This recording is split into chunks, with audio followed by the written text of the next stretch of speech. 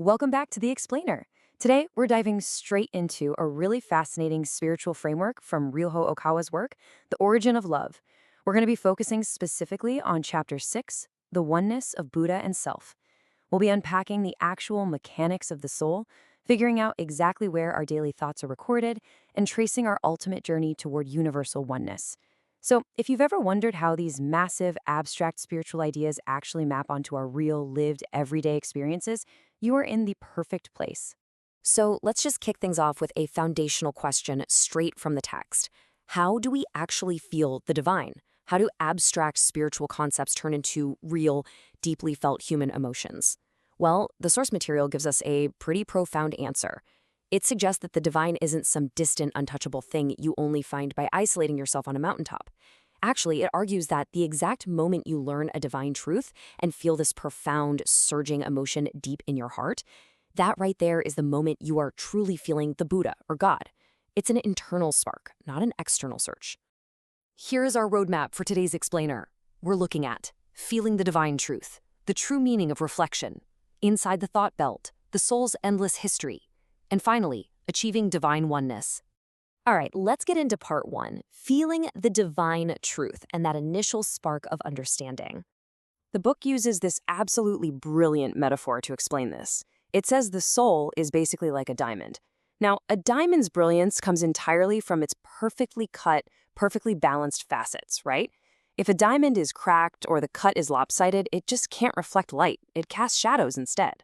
In the exact same way, the text explains that our soul has to develop balanced facets, representing different divine attributes like love, wisdom, and courage. To radiate beautifully, you have to hone and balance all of them. It's not just about being really good at one thing, it's about achieving this harmonious, full package reflection of the divine. So how do we actually go about cutting these facets into our own soul's diamond? That brings us to section 2, the true meaning of reflection, and why it is so much more than just looking back. The text is super clear that we need to entirely reframe how we think about reflection. It is definitely not just sitting around feeling guilty or regretting your past mistakes. Instead, it's this highly proactive, positive act. It's the process of deliberately stripping away the shadows to get yourself back to the original state of a child of God. The author actually makes a really interesting contrast here between prayer and reflection. While prayer is described as an easy path where you're asking for divine connection, reflection is called the hard path. It requires rigorous self-effort. You have to take a really hard look at yourself. But the cool part is, when reflection is done right, with the genuine goal of nearing the divine, it actually aligns perfectly with true prayer. So where is all this inner work actually taking place? Let's check out Section 3, Inside the Thought Belt, which is basically our spiritual anatomy. The text introduces a really fascinating concept called the thought belt, or the thought field. And you have to note the location here, because spiritually speaking, this recording area isn't up in your brain. It's actually located right in the center of your chest. It functions as this comprehensive spiritual storage drive that is constantly capturing every single one of your thoughts, your feelings, and your actions. And the author illustrates how this works with a great technological analogy, comparing the thought belt to a CD or a tape recorder. Just like a CD stores data that plays back as music, your thought belt is continuously recording the unique melody of your daily life. Every little fluctuation in your mood, every single choice you make based on your circumstances, it is all being permanently etched right onto your personal spiritual CD. But, here is the critical warning from the text. Think about what happens if you scratch a CD. The music skips, it sounds completely distorted, right? In the exact same way, when we harbor negative thoughts or do things we know are wrong, our thought belt becomes clouded and smudged. And when this area near the chest gets clouded, the soul literally cannot receive or process divine light effectively. It creates a physical, or spiritual barrier. And this is exactly why that rigorous, hard path of reflection we just talked about is so absolutely crucial. Reflection is the process of polishing that CD. You are wiping away the smudges so the light can finally shine through again. So, what happens when you stack up these recordings over an eternity? That brings us to Section 4, the soul's endless history and the weight of our past lives. The timescale we're talking about in this book is honestly mind-blowing. Your current life? That's just the newest CD being added to a massive, massive collection.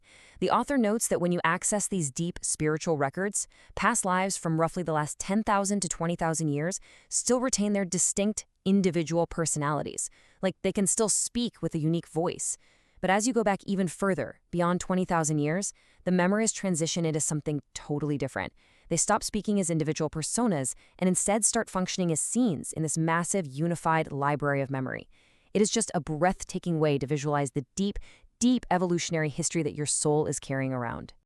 Which leads us to ask, what is the ultimate point of accumulating tens of thousands of years of these records? Let's hit Section 5, Achieving Divine Oneness, or Shinga Ichinyo.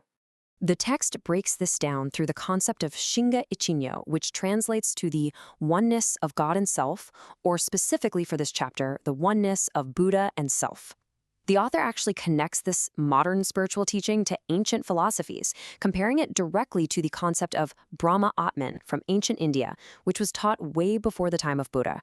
Both frameworks fundamentally point to the exact same profound truth: the realization that the universal macrocosm, God or Brahma, and the individual microcosm, the self or Atman, are ultimately one and the same. We are all still striving for that exact same realization today. Because after all this reflection and thousands of years of recording experiences, the end goal definitely isn't isolation.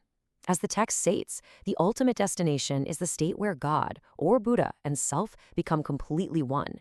It's the realization that despite all our quirky, different individual personalities, we all share a path that leads right back to the exact same divine source. So, bringing it all back down to earth right here, right now, we've zoomed from feelings inside our chest all the way out to a 20,000-year-old spiritual library and universal oneness. But your personal thought belt? It's spinning today.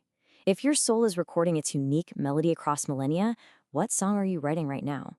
Are you creating a melody of harmony, getting ready to reflect divine light, or are you letting the CD get smudged? It's a huge, powerful thought to carry with you today. Thank you so much for hanging out with me on this explainer, and I'll catch you next time.